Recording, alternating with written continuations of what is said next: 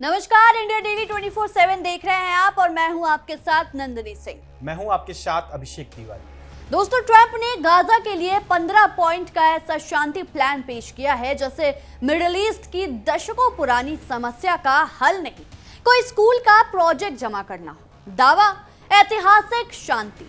लेकिन जैसे ही प्लान जमीन पर उतरने की बारी आई, नेतन्याहू ने कह दिया हमें ये प्लान नहीं चाहिए। यानी जिस प्लान को ट्रंप दुनिया के सामने अपनी सबसे बड़ी कूटनीतिक जीत की तरह बेच रहे थे, उसी प्लान को इजराइल ने पहली बड़ी परीक्षा में ही ठंडे बस्ते में डाल दिया।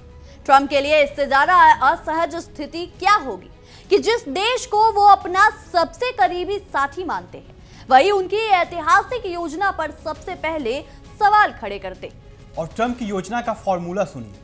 हमास हथियार छोड़ेगा, इजरायली सेना पीछे हटेगी और फिर गाजा में शांति और दोबारा निर्माण का काम शुरू होगा। सुनने में इतना आसान की लगे कि बस कागज पर कुछ पॉइंट लिखो, सबको दस्तखत करवाओ और युद्ध खत्म करो। लेकिन दिक्कत यह है कि गाजा कोई पावर पॉइंट प्रेजेंटेशन तो नहीं है कि पहली स्लाइड पर पीस प्लान लिख दिया जाए, दूसरी स्लाइड पे हमास, तीसरी स्लाइड पर इजराइल विद्रॉ और आखिरी स्लाइड पर बड़े अक्षरों में लिख दिया हिस्टोरिक पीस अचीव्ड और ले लीजिए समस्या खत्म। असली दुनिया में लाखों लोग हैं, उजड़े हुए घर हैं, मलबे में तब्दील शहर है और दशकों का संघर्ष है। यह एक प्रेजेंटेशन नहीं, भरोसा चाहिए और भरोसा किसी अमेरिकी राष्ट्रपति की घोषणा से एक झटके में वापस नहीं आता।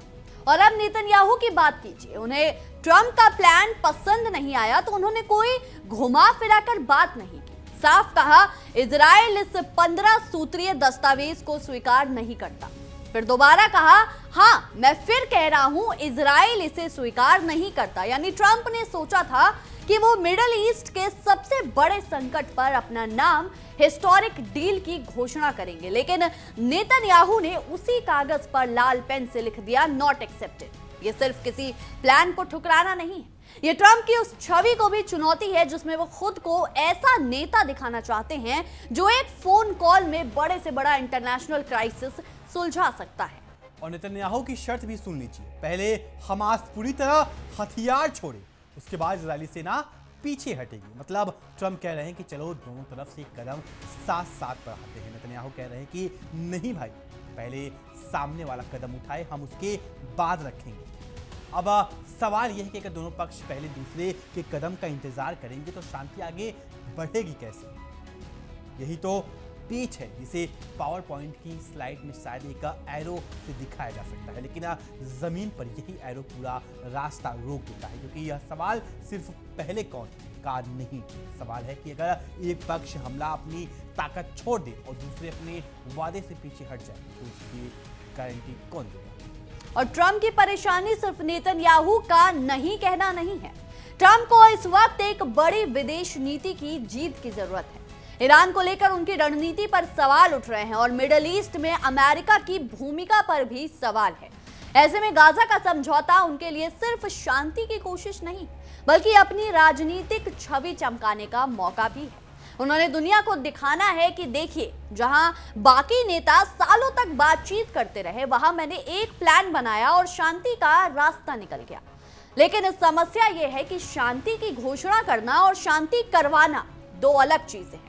कैमरे के सामने हिस्टोरिक डील बोलना आसान है, लेकिन गाजा की जमीन पर उस डील को लागू करवाना असली परीक्षा है।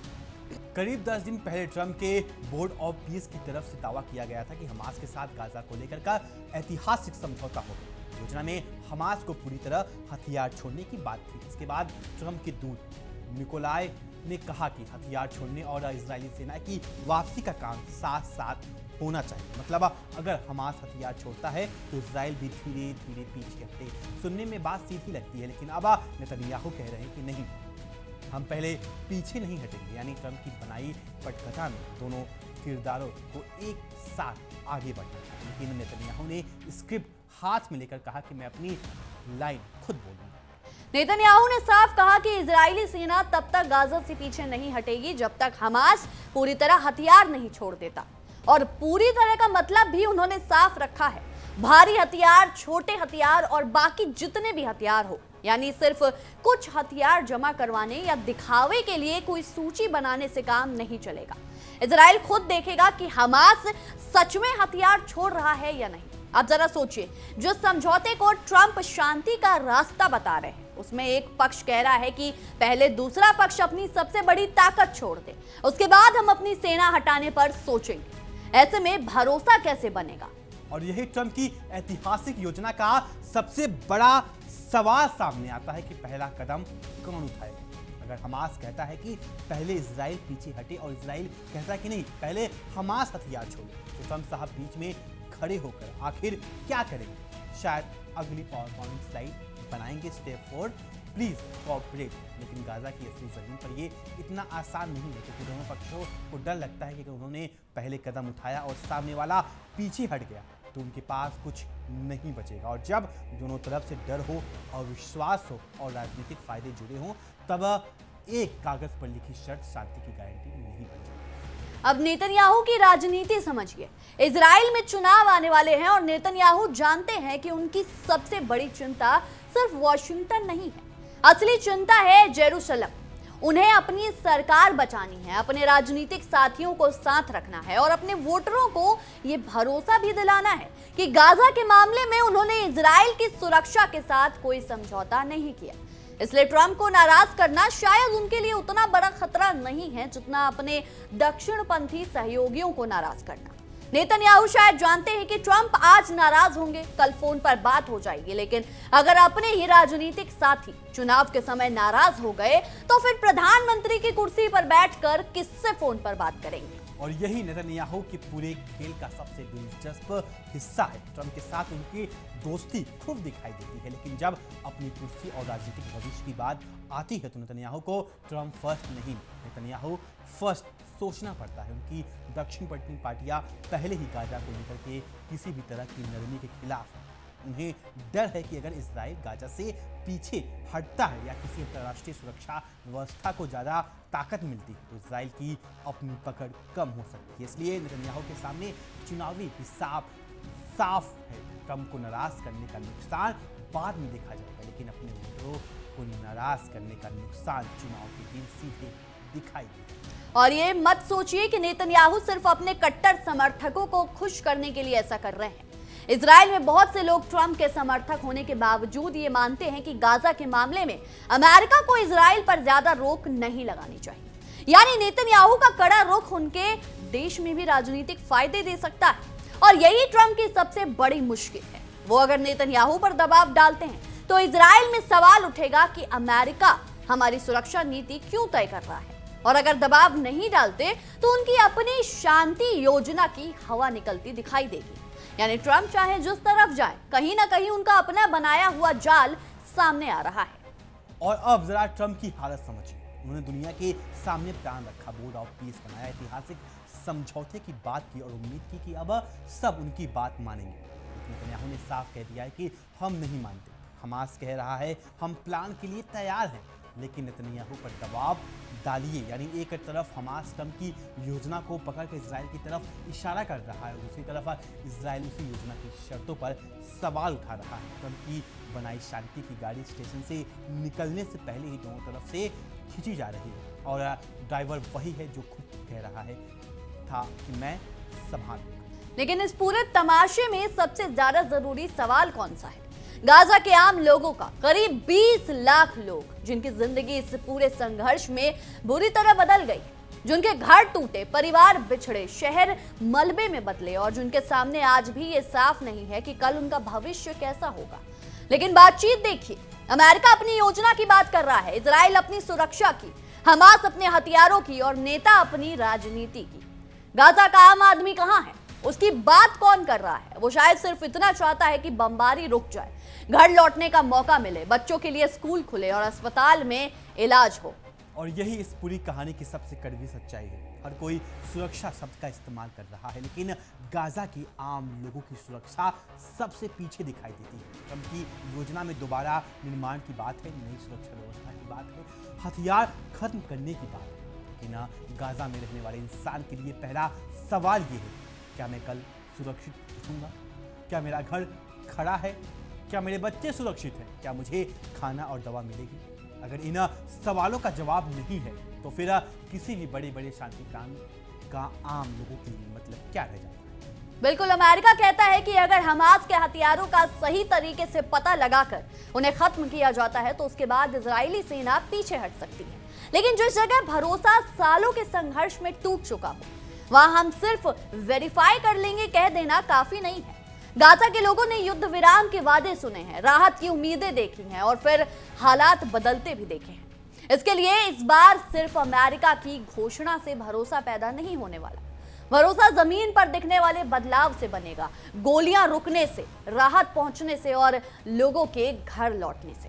क्योंकि भरोसा प्रेस कॉन्फ्रेंस में नहीं बनता। भरोसा तब बनता है जब गोलियां बंद हो, जब लोग अपने घर लौट सकें, जब राहत की गाड़ियां बिना रुकावट पहुंचे, जब अस्पतालों में डॉक्टर काम कर सकें, जब बच्चों को ये डर न हो कि अगली आवाज़ धमाके की होगी या स्कूल की घंटी की। लेकिन इन बुनियादी बातों के बीच भी राजनीति अपनी जगह बनाए हुए है। कौन पहले हथियार छोड़ेगा, कौन पहले पीछे हटेगा, किसे कितनी ताकत मिलेगी, किसकी सरकार बचेगी, और सवालों की लंबी सूची में गाजा के आम इंसानों की जिंदगी कहीं नहीं दब जाती है। फिर आता है इंटरनेशनल स्टेबलाइजेशन फोर्स का मामला। पहले इजरायली कैबिनेट ने गाजा में अंतर्राष्ट्रीय सुरक्षा बल की तैनाती के विचार को मंजूरी दी थी, लेकिन नेतन्याहू ने उनके दक्षिणपंथी सहयोगी अब इसका विरोध कर रहे हैं और चाहते हैं कि इस फैसले को वापस लिया जाए। उनकी चिंता है कि इससे गाजा में इजराइल की अपनी ताकत और आजादी कम हो सकती है। यानी जैसे ही कोई ऐसी व्यवस्था आती है जिसमें इजराइल की सैन्य ताकत पर कुछ सीमा लग सकती है, विरोध शुरू हो जाता है। शांति चाहिए, लेकिन इस शांति की शर्तें कौन तय करेगा, यही असली सवाल है। बिल्कुल, और नेतन्याहू के लिए ये पूरा मामला रस्सी पर चलने जैसा है। एक तरफ ट्रंप हैं जो चाहते हैं कि उनकी योजना किसी तरह सफल दिखाई दे, दूसरी तरफ उनके अपने राजनीतिक साथी हैं जो किसी भी तरह की नरमी को कमजोरी मान सकते हैं। खबरों के मुताबिक नेतन्याहू ने गाजा के एक छोटे इलाके में दोबारा निर्माण का काम शुरू करने की मंजूरी भी दी थी, लेकिन कट्टरपंथी खेमे को ये भी पसंद नहीं आ सकता। यानी नेतन्याहू थोड़ा पीछे हटते हैं तो अपने लोग नाराज, पीछे नहीं हटते तो ट्रंप नाराज। प्रधानमंत्री की कुर्सी पर बैठकर नेतन्याहू इस वक्त ऐसे लग रहे हैं कि जैसे दोनों तरफ से प्रेशर कुकर की सीटी बच रही है। और ट्रंप शायद सोच रहे होंगे, मैंने तो प्लान बना दिया, अब ये लोग मान क्यों नहीं रहे। लेकिन मिडिल ईस्ट कोई रियल एस्टेट डील नहीं है कि कमरे में बैठकर नक्शा बनाओ, कुछ लाइनें खींचो और कह दो लो जी समस्या खत्म। यहां दशकों का संघर्ष है, विस्थापन है, जमीन का सवाल है, सुरक्षा का सवाल है और सबसे बड़ी चीज गहरा अविश्वास। ट्रंप की सबसे बड़ी परेशानी शायद यही है कि उनका राजनीतिक अंदाज अक्सर तुरंत नतीजे दिखाने पर टिका रहता है, लेकिन गाजा का संकट ऐसा नहीं है जिसे किसी डेडलाइन या घोषणा से खत्म किया जा सके। और यही वजह है कि ट्रंप की हिस्टोरिक पीस वाली भाषा पर सवाल उठना स्वाभाविक है। इतिहास में कोई समझौता तभी बड़ा होता है जब वह लोगों की जिंदगी बदले, सिर्फ इसलिए नहीं कि उसे किसी राष्ट्रपति ने ऐतिहासिक कह दिया। अगर युद्ध विराम के बाद भी गाजा के लोग सुरक्षित नहीं हैं, अगर उनका पुनर्निर्माण नहीं होता, अगर राहत लगातार मुश्किल में रहती है और अगर उनके राजनीतिक भविष्य पर उनकी अपनी आवाज नहीं है, तो फिर ये शांति किसके लिए? कैमरे के सामने ट्रंप के लिए जीत हो सकती है, लेकिन गाजा के आम लोगों के लिए जीत तब होगी जब उन्हें जिंदा, सुरक्षित और सम्मान के साथ रहने का हक मिले। और यही ट्रंप की योजना की सबसे बड़ी परीक्षा है, क्योंकि जितना ज्यादा ट्रंप इसे अपनी उपलब्धि के रूप में पेश करेंगे, उतनी ही ज्यादा जिम्मेदारी भी उनकी होगी। अगर समझौता टूटता है तो सिर्फ हमास या नेतन्याहू को दोष देकर बात खत्म नहीं होगी। सवाल ट्रंप से भी होगा, आपकी योजना में ऐसी गारंटी क्यों नहीं थी कि दोनों पक्ष अपनी अपनी जिम्मेदारी निभाएंगे? अगर नेतन्याहू पीछे हटते हैं तो क्या ट्रंप उन पर दबाव डालेंगे? अगर हमास हथियार छोड़ने से मना करता है तो क्या अमेरिका उस पर दबाव डालेगा? या फिर एक बार फिर सबको दोष देकर ट्रंप साहब कैमरे के सामने आकर कह देंगे मैंने तो अपना काम कर दिया? हमास ने कहा कि इस रोड मैप के लिए तैयार हैं। उम्मीद करता हूं कि बुडापेस्ट नेतन्याहू पर दबाव डालेगा। यानी हमास अब ट्रंप की ही नहीं बनाई व्यवस्था को ट्रंप के सामने रखकर कह रहा है कि आपकी योजना है तो इसे लागू करवाइए। लेकिन नेतन्याहू की तरफ से जवाब सीधा है, पहले हमास हथियार छोड़े। मतलब ट्रंप ने जो गेंद दोनों के बीच फेंकी थी, दोनों उसे पकड़कर वापस ट्रंप की तरफ फेंक रहे हैं। और यही वह पल है जहां पता चलता है कि किसी योजना को बनाना आसान है लेकिन इसे मनवाना कितना मुश्किल है। ट्रंप के पीस प्लान का पहला सवाल अब यही बन गया है, पहले कौन झुकेगा? और शायद यही वो सवाल है जिसे ट्रंप की चमकदार घोषणा के वक्त सबसे कम जगह मिली थी।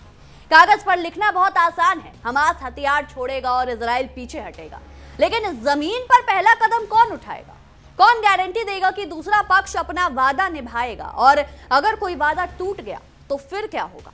इन सवालों का जवाब नहीं है तो 15 पॉइंट का प्लान चाहे जितना सुंदर दिखे, जमीन पर वो सिर्फ कागज ही रहेगा। और नेतन्याहू का चुनावी हिसाब इस पूरे मामले को और मुश्किल बना रहा है। चुनाव करीब है, उन्हें अपने राजनीतिक भविष्य की चिंता है। उनके लिए जरूरी है कि वह अपने वोटरों को ये दिखाएं कि उन्होंने गाजा को लेकर इजराइल की सुरक्षा से कोई समझौता नहीं किया। इसलिए शायद ट्रंप को नाराज करना उन्हें कम नुकसान वाला रास्ता लग रहा है। नेतन्याहू के लिए समीकरण बहुत सीधा है, ट्रंप से रिश्ते जरूरी हैं लेकिन चुनाव जितना उससे भी ज्यादा जरूरी है। ट्रंप आज नाराज हैं तो कल उन्हें फोन किया जा सकता है, लेकिन अगर वोटर नाराज हो तो फिर फोन किसे करेंगे? अगर ट्रंप सच में गाजा में शांति चाहते हैं तो अब उनकी असली परीक्षा शुरू होती है। क्या वो नेतन्याहू पर दबाव डालेंगे? क्योंकि अगर ट्रंप नेतन्याहू की हर शर्त मान लेते हैं तो फिर उनकी योजना को निष्पक्ष शांति योजना कहना मुश्किल होगा। और अगर वो इजराइल से भी वही मांग करते हैं जो वो हमास से कर रहे हैं, यानी अपनी बात पर कायम रहने की, तो उन्हें अपने सबसे करीबी सहयोगी से टकराना पड़ेगा। कैमरे पर मजबूत दिखना आसान है, लेकिन अपने सहयोगी को नाराज करके शांति करवाना असली परीक्षा है। और शायद यही अमेरिकी फर्स्ट की राजनीति की भी असली परीक्षा है। अगर अमेरिका वास्तव में शांति चाहता है तो उसे सिर्फ इजराइल की सुरक्षा नहीं, गाजा के नागरिकों की सुरक्षा को भी बराबर महत्व देना होगा। शांति का मतलब सिर्फ ये नहीं कि एक पक्ष हथियार डाल दे, शांति का मतलब ये है कि आम लोग सुरक्षित रहें, खाना और दवाइयाँ पहुँचे, घर दोबारा बने, बच्चे स्कूल लौटें और गाजा के लोगों को अपने भविष्य के बारे में बोलने का मौका मिले। वरना एक पक्ष की सुरक्षा के नाम पर दूसरे पक्ष की पूरी जिंदगी को नजरअंदाज करके शांति का दावा करना ऐसा है जैसे कि आग में लगी हो और आप धुआं कम करने की कोशिश करें। लेकिन अभी तक की कहानी में गाजा के लोगों की भूमिका सबसे कमजोर है। उनके लिए फैसले वॉशिंगटन में हो रहे हैं, जेरूसलम में हो रहे हैं और अलग अलग राजनीतिक नेताओं के बीच हो रहे हैं। जिन लोगों ने इस युद्ध की सबसे भारी कीमत चुकाई है वही इस बातचीत में सबसे कम ताकतवर हैं। दुनिया के बड़े नेता तय कर रहे हैं कि गाजा का भविष्य कैसा होगा, लेकिन गाजा में रहने वाला आम इंसान अपने घर, अपने परिवार और अपनी अगली सुबह को लेकर परेशान है। और शायद यही वजह है कि इस पूरे शांति प्लान को सिर्फ नेताओं के नजरिए से देखना सबसे बड़ी गलती होगी। इसलिए गाजा के लिए सबसे बड़ा सवाल ये नहीं है कि ट्रंप अपनी योजना को ऐतिहासिक कहते हैं या नहीं। सवाल ये है कि क्या इस योजना से गाजा के आम लोगों की जिंदगी बदलेगी? क्या युद्ध सच में रुकेगा? क्या लोग अपने घरों में लौट पाएंगे? क्या अस्पताल और स्कूल फिर से चल पाएंगे? क्या राहत बिना राजनीति के हो पाएगी? और सबसे जरूरी, क्या गाजा का भविष्य सिर्फ अमेरिका और इजराइल तय करेंगे या वहां रहने वाले लोग भी कोई आवाज होगी? क्योंकि अगर आखिरी सवाल का जवाब नहीं है तो फिर पीस प्लान में पीस किसके लिए? फिलहाल तस्वीर बहुत साफ है। ट्रंप अपनी योजना को अपनी बड़ी जीत बनाना चाहते हैं, नेतन्याहू अपनी सरकार और अपनी राजनीतिक जमीन बचाना चाहते हैं, हमास अपनी ताकत और अपने हथियारों को लेकर चिंतित है और गाजा के आम लोग वो अपनी जिंदगी बचाने की कोशिश कर रहे हैं। यानी तीनों तरफ राजनीति और ताकत की लड़ाई चल रही है, लेकिन जिसकी जिंदगी सबसे ज्यादा प्रभावित हुई उसके पास इस खेल में सबसे कम ताकत है। इससे बड़ी विडंबना क्या होगी कि गाजा के भविष्य पर सबसे ज्यादा बात वही लोग कर रहे हैं जो गाजा में रहते ही नहीं। अब गेंद ट्रंप के पाले में है। क्या वह नेतन्याहू को अपनी योजना पर आने के लिए राजी कर पाएंगे? क्या वह अपने ही करीबी सहयोगियों से कहेंगे कि शांति सिर्फ हमास से हथियार छुड़ाने का नाम नहीं? क्या वह इजराइल से भी पूछेंगे कि सेना कब पीछे हटेगी? और क्या वह गाजा के आम लोगों के लिए ऐसी गारंटी देंगे जिससे भरोसा पैदा हो कि इस बार युद्ध विराम सिर्फ कुछ दिनों की राहत नहीं बल्कि लंबे समय की शांति की शुरुआत? क्योंकि अगर ट्रंप इन सवालों का जवाब नहीं दे पाए तो उनका पूरा हिस्टोरिक पीस दावा सवालों के घेरे में रहेगा। और नेतन्याहू से भी सवाल उतना ही सीधा है। अगर सुरक्षा ही आपका अंतिम लक्ष्य है तो क्या हर बार उसका जवाब सिर्फ सैन्य ताकत और युद्ध होगा? अगर आप चाहते हैं कि इजराइल सुरक्षित रहे तो क्या गाजा के लोगों को हमेशा सुरक्षित रखकर वो सुरक्षा हासिल की जा सकती है? बहरहाल हमारी आज की इस विशेष रिपोर्ट में इतना ही। आपके इस विषय में क्या कुछ राय है हमें कमेंट सेक्शन में जरूर साझा करें। तब तक के लिए देखते रहिए इंडिया डेली 24/7 और हमारा खास शो बैटल ग्राउंड। देखिए इंडिया डेली 24/7 अब आपके स्मार्ट टीवी पर। इंडिया डेली मौजूद है सभी डिजिटल प्लेटफॉर्म पर लाइव और लगातार। इंडिया डेली 24/7 हर दिन राष्ट्र को समर्पित।